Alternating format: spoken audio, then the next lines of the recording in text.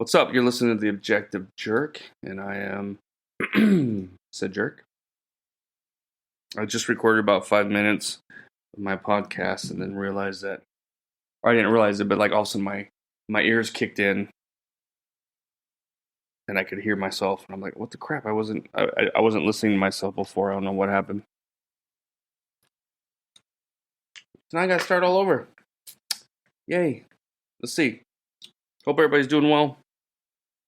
Had a typhoon hit us. I think I recorded my last podcast like a day before or something like that, before it was and it wasn't bad because it was off the mainland. It was up north, so but it got pretty windy. We had some pretty good gusts, and it was raining and everything all night. So, of course, lost power, branches are out, and this and that. We have a generator hooked up to the house, so that's nice. But this time, though, man, it took a while for the electric company to get the power back on the house. It took almost 2 days, or did take 2 days, actually. So that was kind of annoying. Because I gotta have my generator, man. I gotta have some power.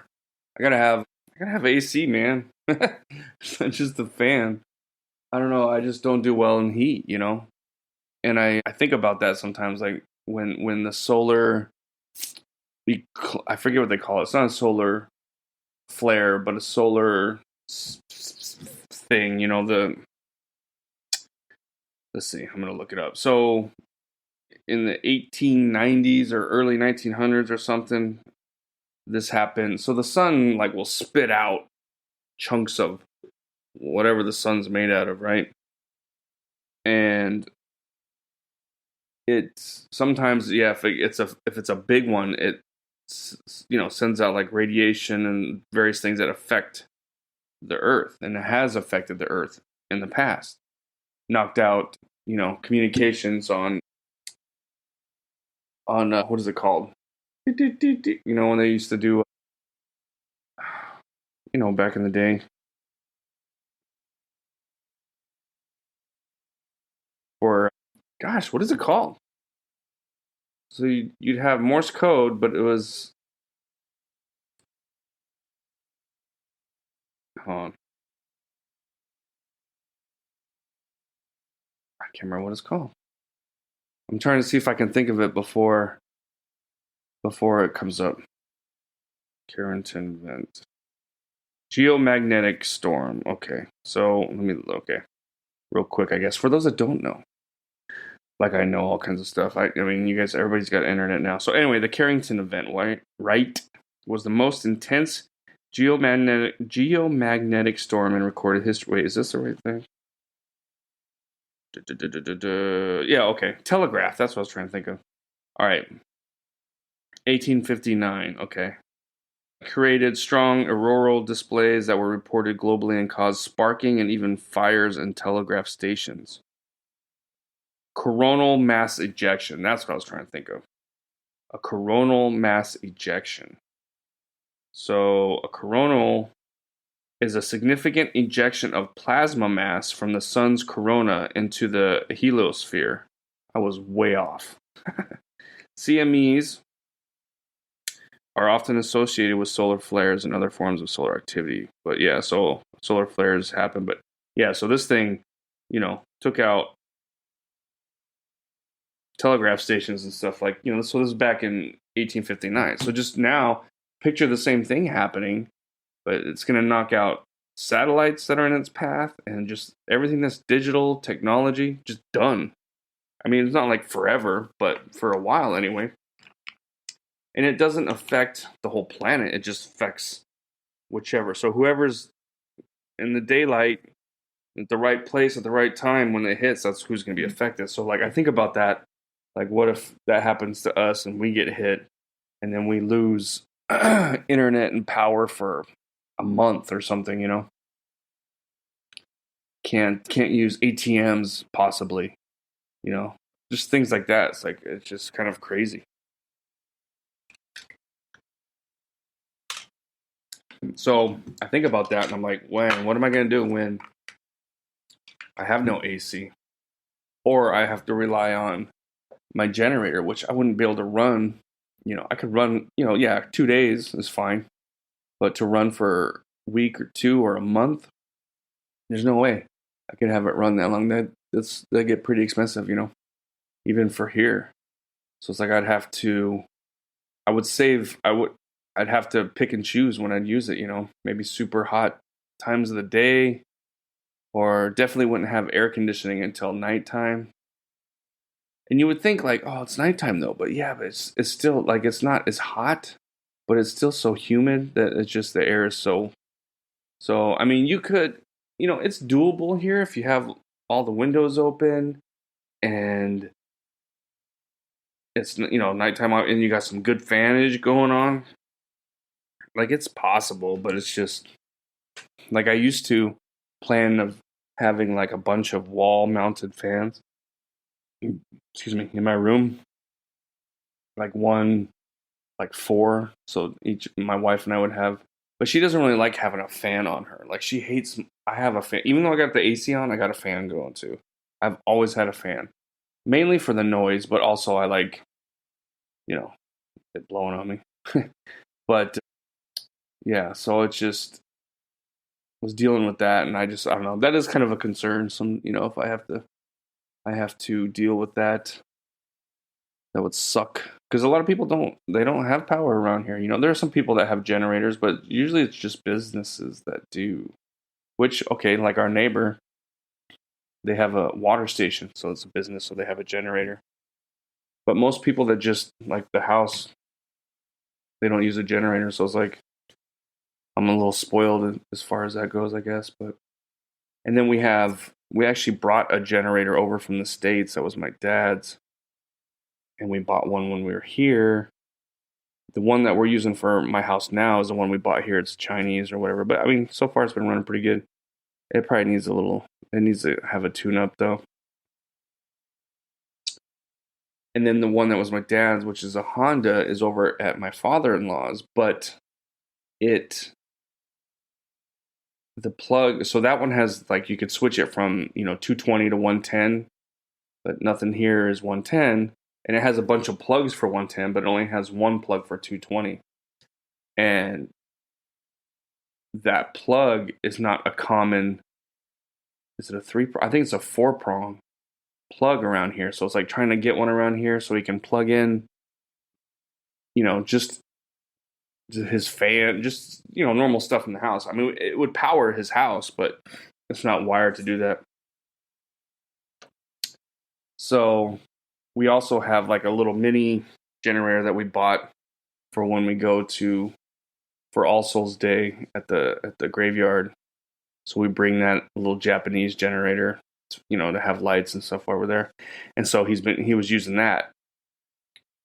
But yeah, so the storm hit, it was pretty gnarly. We went and got gas in the middle of the night, my wife and I. And it was a little crazy. There's some trees on the highway and this and that. But it wasn't, I mean, too bad. But, what's funny is like, it seems like when the storms are coming here and they're like, oh my God, we're going to die. It ends up being such a nothing burger of a storm. And then when they don't really like, oh, there's a storm, but it's going to be here, it ends up being worse. Always the case, right?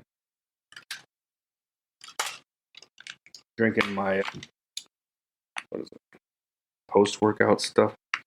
I think it helps actually though, because I've been working out now for almost 3 months consistently, and I haven't really been sore.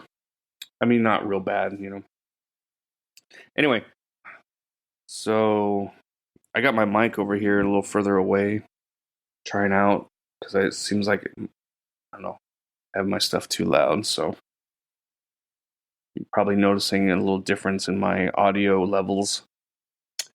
Anyway, so that's just kind of some of the crap that I've been dealing with. Still don't have internet. Obviously, I was trying to open up a web page there on my computer, and I forgot that there's no internet right now. Should come back on today. I mean, my phone, that's how I got that information. But, so yeah, I don't know, man. Starlink sounds better and better every time typhoon season gets here. And we almost got it a while ago, but anyway, how long have I been talking? I have actually some stuff planned to talk about, and I'm going on and on about damn typhoon. Okay. So, let's see.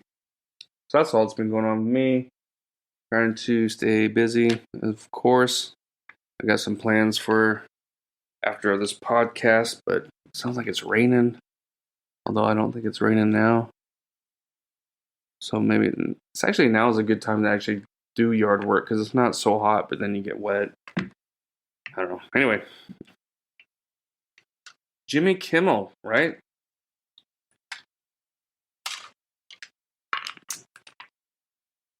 This is how retarded the left is.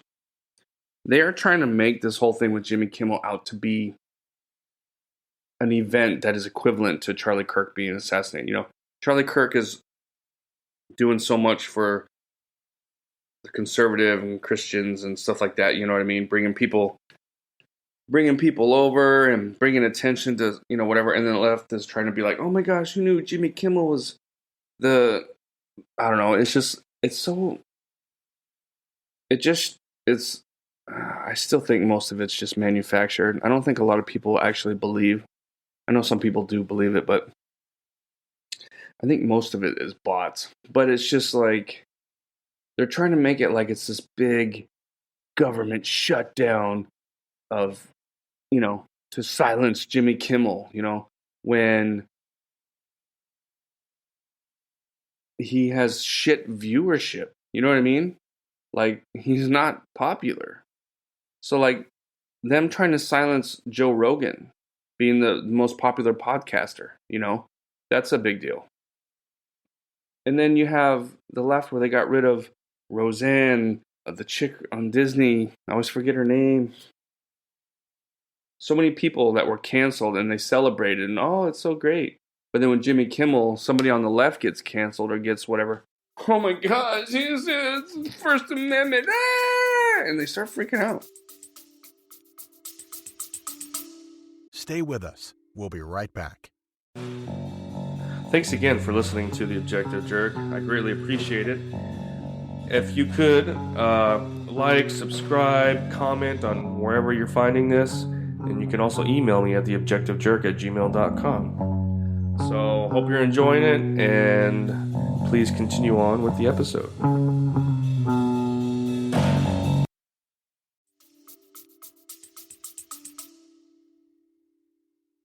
And I don't get it. Do you remember back in the day when there was like a new talk show, like all the time? There was people, you had like, let's see,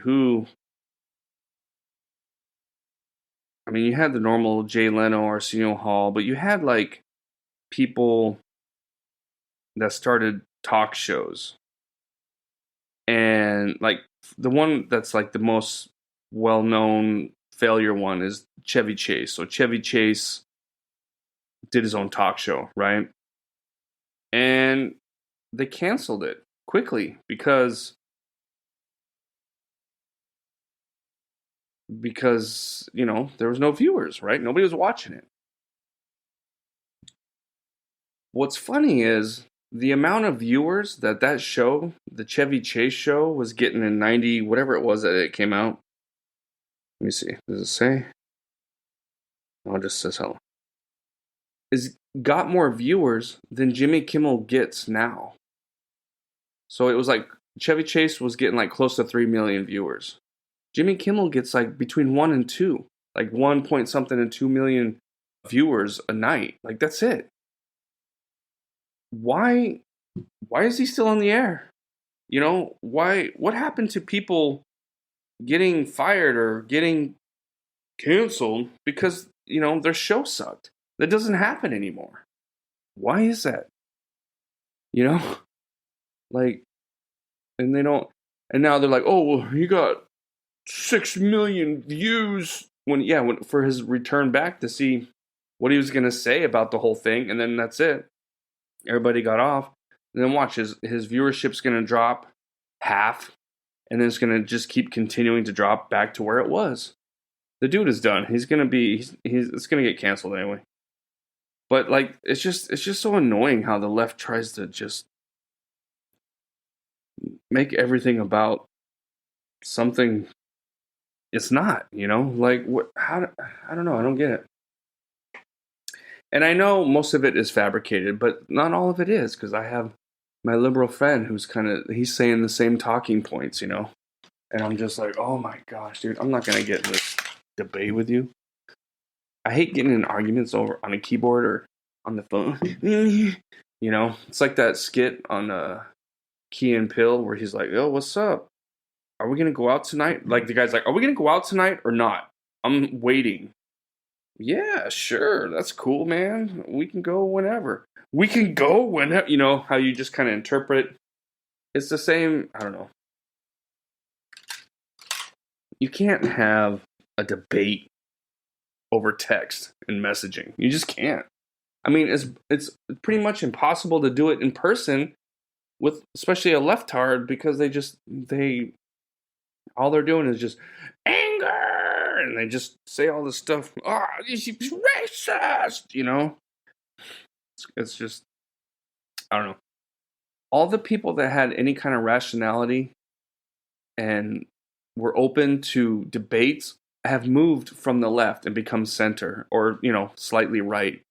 Anybody who's still left is just a psycho and needs to be in an asylum. It's just insane, dude. And then the other thing, so that's it for that. I don't know, let me know what you think. The other thing I want to talk about is like, I heard about this ostrich thing going on in Canada. Have you heard about that? So there's an ostrich farm in Canada that has currently 400 ostriches. They had more than that. I guess they had about 500. And they use them for testing, I guess certain. Oh, crap, I read it. You know what? Here, let me just pull it up. Let me see if I can find something on it. I'll read here about it, a little background. Anyway, I'm trying to do like a briefing and then I'll read it. But so they do like some, not testing, like, they do testing like perfumes and stuff like that.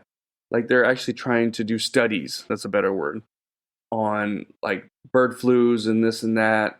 And then plus, not on all of them, I don't think. I think, the ostrich farm, they can use, don't people eat ostriches? And I know they got massive eggs too. Have you ever seen my parent, just on this little caveat, my mom, she used to have emus, which are kind of like ostriches, but they're smaller. And they walk around and they make this weird noise that sounds like a quad four-wheeler idling. Go, go, go, go, go, go, go, go, go. They kind of make that noise in there. But they would lay these eggs that were massive. And I remember the first time I saw it, we went there to visit my mom and her husband at the time. And so we're walking around. He's like, "Hey, let's look for some ostrich eggs, right?" I'm like, "Okay." Walking around, and he's like, "Oh, here's one." He gets one, and it's just like this crazy blue, green, sparkly thing. I thought it was fake. I was like, "Whatever, dude." I thought like he found something or did. Oh, look at this ostrich egg. He's like, "No, this is it." I didn't believe him for a minute, but yeah, that's what they look like. They're just crazy looking eggs, and we cracked one open and made some, an omelet out of it, and it was like just massive. It was crazy. It was like 6 chicken eggs in one, or more than that, maybe. But the egg is really dense, like really hard. Not, or the eggshell is really tough. We used to have one because I remember I drilled the hole and let the egg come out, keep the egg, and we had it for a long time. But I don't know what happened to it. Actually, I just thought about that. Anyway, so this farm, they had some ostriches that died because they got sick. They got a type of like chicken bird flu. It's called something. I think I'll read it here. And so they, like 40 of them died or something like that. They separated them, but this was like a year ago. Now suddenly the Canadian government and their equivalent to America's FDA or whatever want to cull but murder the 400 ostriches, you know? And okay, that's all I'm going to say. So there's like this big deal about it. They're trying to stop it. And of course, the farmers, that's their livelihood, right? But let's see. I pulled up some articles. I guess that's the first one. So I pulled up 3 articles. I think I have them up because they're all say a little something different. Anyway, so here's a picture of the owner. It says Karen Esperson, the co-owner of Universal Ostrich Farms in Edgewood, British Columbia, celebrates with her family after learning a stay order was granted by the Supreme Court of Canada on Wednesday, delaying the cull or killing of 400 of the farm's ostriches. So nearly 400 ostriches on the Universal Ostrich Farm in northern British Columbia will be spared from a cull killing. While they don't say killing because they call it a cull because it's for medical or health reasons or whatever, but I call bullshit. But anyway, while the Supreme Court of Canada decides whether to hear the farm owner's appeal against the Canadian Food Inspection Agency, so the CFIA, which is like the FDA. Let's see. So there's a bunch of people there. There's lots of things going on over there. So it's like a big deal over there. So, you got people protesting and whatever, and they're all happy. And then, so here's a quote from the owners, like, our lawyer called the Supreme Court of Canada has granted us an interim stay, she posted on Facebook. The owners have been fighting the cull order prompted by an outbreak of avian, A-V-I-A-N. I think that's avian. Avian influenza on the farm in December of 2024. It killed 69 of their ostriches. So the CFIA's response was to mandate a cull of the entire flock to prevent the spread of the virus. But this happened almost a year ago, and they're just now. I guess this has been kind of going on for a couple weeks or whatever, but so it's kind of weird, right? The agency said that the remaining ostriches may not show signs of the disease, but they could still be shedding the virus or be the source of further spread of infection to people, livestock, and wildlife. In 2024, it received 526 and only granted 30. Wait, what? I missed something. Oh, this is talking about the court system. Talking about the appeals and stuff. What happened to the birds if the farmers appeal fails? Well, they'll get killed or cold or whatever. Dude. Okay, the SCC stay came. So the court, the Supreme Canadian Court stay came a day after Passatini and her mother Karen, co-owner of the farm, were arrested for refusing to leave the bird pen. They were later released. In a statement, they're not allowed on the farm. All their cameras have been shut off, so they can't even see if they're feeding the animals or they're killing them already. They have no idea, The CFIA served a warrant on the owners, told them to leave or they would be arrested. The ongoing battle to save the birds from slaughter has garnered widespread interest, including a battle through the court system, obviously, protests and attention from prominent figures in the U.S., such as Secretary for Health and Human Services Robert Kennedy Jr. What is going on with my computer?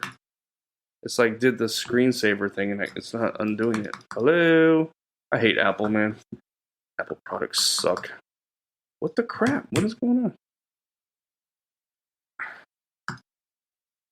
What is going on? This was kind of like my light. This was my what do you call it? My whatever light that people use for recording stuff for social. There we go. Holy shit.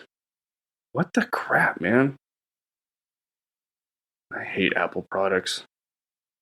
Apple sucks. All right. And that's why I got nothing but Apple crap. I hate it though, man. My wife. Every time I'm like, you know what? Let's ditch Apple. And then when she has to get a new phone, she gets another freaking Apple. Which then means that I end up having to get it, and then it's so much easier to have if you have an iPhone. If you have anything Apple, it's better to have all Apple stuff, It just sucks. I hate Apple. Anyway, the farmers' court battle began last spring. So last spring, this is when this all started, the courts.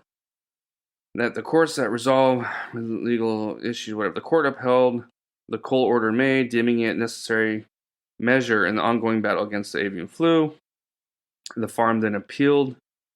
The FC wrote in its decision that it recognized it might lead to the death of over 400 ostriches owned by the appellate, an outcome that would doubtless be difficult, both financially and emotionally, no shit.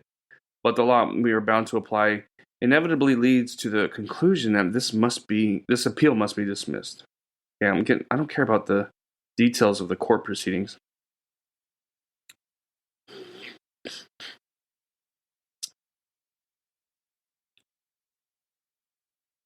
Let's see. I'm trying to skim over it. It's going into, but see, it's kind of a lot of bullshit. I thought I was going to talk about what else they do. Let me see what this one is. Oh, okay. This is the last one I wanted to read. Okay. Let's see. Man.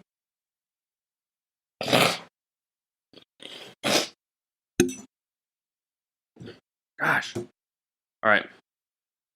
Hundreds of ostriches. Yeah, granted the state. Okay. Ostrich plays garner international attention. Support from Robert Kennedy Jr. Already said that. Television personality Mehmet Oz. Who's that? Now the administrator for the Center of Medicare and Medical Services. The birds have not been... yeah, okay, so this is the other thing, which it didn't say in the last one. So the owners were like, okay, yeah, they may or may not, but like, why not test them again? And they won't test them again. They're like, oh, they could still be carrying it or whatever. But it's like, okay, well, how are ostriches... I don't know, because I guess, I'm not a wildlife disease expert, but it seems like most of these other people aren't either. But so I guess the ostriches initially got the flu from wild ducks that flew in, hung out in the pond, shit in the pond, right? And the ostriches drank out of the pond, but so they drained that pond to stop that from happening. They separated the sick ones, and I think the ones that were sick died. But then that was a year ago. So what's the problem? The birds have not been tested in almost 10 months since 2 of them tested positive. So it was only 2 of them for the avian flu, and roughly 10% of the flock died. The farmers have waged a high-profile social media campaign attracting supporters, some with anti-government views. Dozens of RCMP officers have been at the farm since Monday to assist CFIA workers. Now, see? High-profile social media campaign. This is why the government wants to minimize your social media. This is why you can't say whatever you want. This is why people in England are getting arrested. Yeah, right now it's because they're saying, oh, I don't like trans. But this is more control for the government to...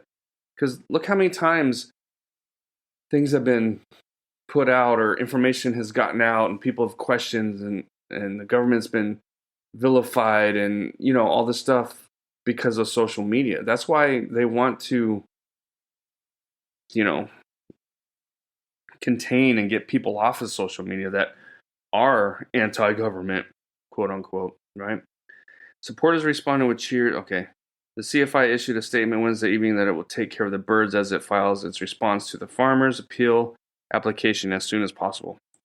It also warned the public not to try to enter the cordoned off areas of the farm. Supposedly, they're not feeding them like they're supposed to.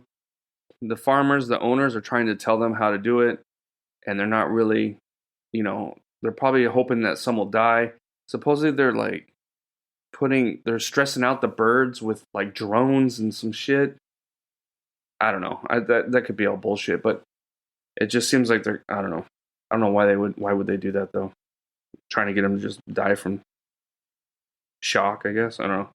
In the farm's application for leave to appeal earlier court decisions approving the destruction of the birds, they argue their ostriches have all recovered from last year's outbreak and pose negligible risk to nearby wild animals or other livestock, which I would, yeah. The the ones that died and they separate whatever, but it's like that was a year ago. Why are they so concerned? Think about that. Put a pin in that. Why are they so concerned about these ostriches that maybe they did have the virus, but they were able to not get sick and die from it, and that was a year ago. Why are they so concerned? Think about that. Plus, they say in their application they have since drained the pond believed to have drawn the wild ducks. That's what I talked about earlier. That brought the virus onto the property. The CFIA must file its response to the Supreme Court October 3rd, and the farmers will have a further 2 days to complete their response to the government's arguments. Man, the decision by the Supreme Court to grant the stay does not mean the justice will hear the farmers' case. The justices, see, they're probably going to, because now everybody's hearing about it. So I think it's going to work out for the best. But see, this is why the government wants to control social media, man.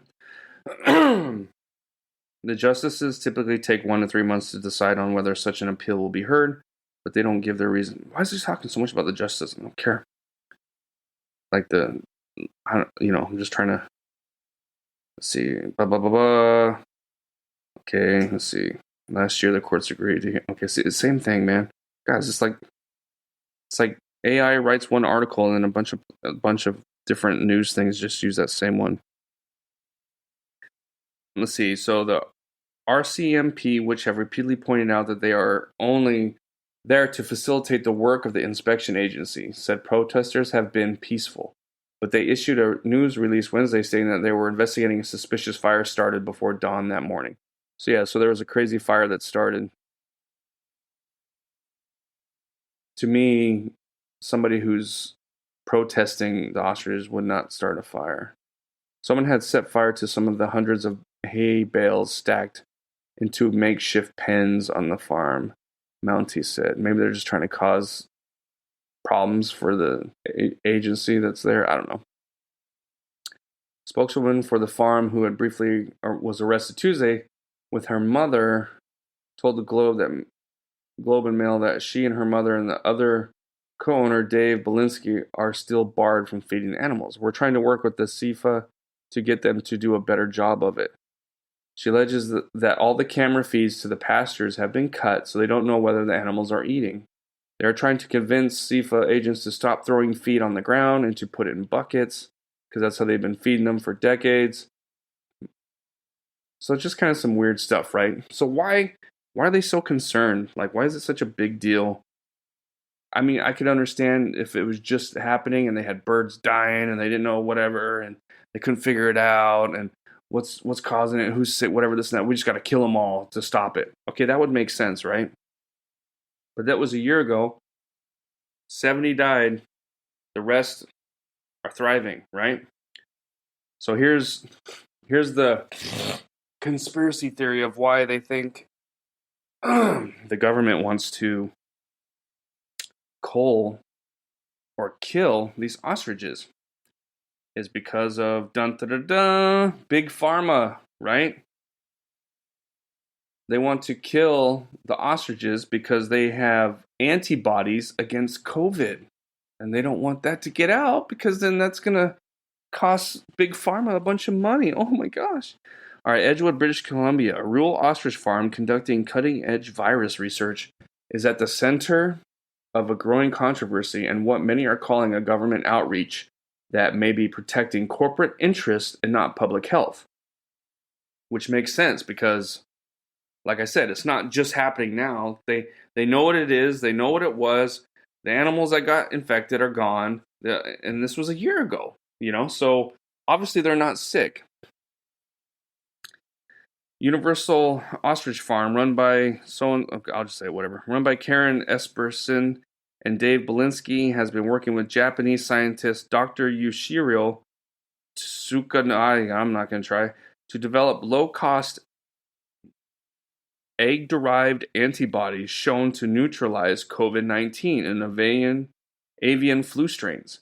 Their innovation antibodies produced in ostrich eggs could offer an affordable alternative to big pharmaceutical products. This is just like the guy who makes like the car that runs off hydrogen, and they murder him. It's the same shit. But now the Canadian Food Inspection Agency has ordered the destruction of their 400 bird flock after positive tests for avian flu were reported months ago. The farmers say their birds are now healthy and no new cases have been recorded since. And how it said in the other article that like some people over here, like Robert F. Kennedy Jr. and stuff, are showing interest. They've offered to take the birds, but they're like, nope. Supporters are pushing back hard. The regional district of Central Kootenay has refused to accept the carcasses at local landfills without up-to-date infection confirmation. Just burn them. Even Conservative MP Scott Anderson has publicly opposed the cull, warning that vital medical research is at risk of being shut down under suspicious circumstances. This isn't about biosecurity anymore. It's about silencing innovation that threatens entrenched interests. The CIFA insists it's acting on public safety. Bullshit! But with no active outbreak and no new testing, questions are mounting. Is this a reasonable precaution or a calculated move to crush independent medical research that could disrupt billion-dollar markets? Oh, yeah. That's what it is right there. It's bullshit. See, this is the kind of crap, dude. When you're young and you're distracted by movies and music and going to concerts and all this crap, you don't pay attention to what's going on in the government. But then when you get older and you don't give a shit about all that stupid shit, you start seeing just, how horrible just all government, every country, all the governments in every country is just shit. How people used to say, like, lawyers are the worst, dude. Politicians are the bottom. I cannot stand politicians. I hate them. I hate them all. Love thy neighbor, unless they're a politician. But, yeah, it's just insane. It's this kind of crap right here, though, They make you think that they're helping you. It's just like that Ronald Reagan, The worst things you can ever hear is like, we're here from the government and we're here to help. It's like, no, you're not. You never are. It's ridiculous. But that's all. I wanted to kind of share that. It's been 40 minutes. I might have to try and edit a little bit out at the beginning of my podcast or something, because this is 40 minutes is long. Anyway, let me know what you think. Let me know if you've heard about this. Look into it. Share some support, especially if you're in Canada. Canada, eh? And thanks for hanging out. I'll see you guys next time. All right. God bless. Bye. You just put yourself through another episode of The Objective Jerk. Thanks again for hanging out with me. Please email me at theobjectivejerk@gmail.com. Like, subscribe, comment, wherever you find this, follow. It all helps. But thanks again, and I'll see you next time.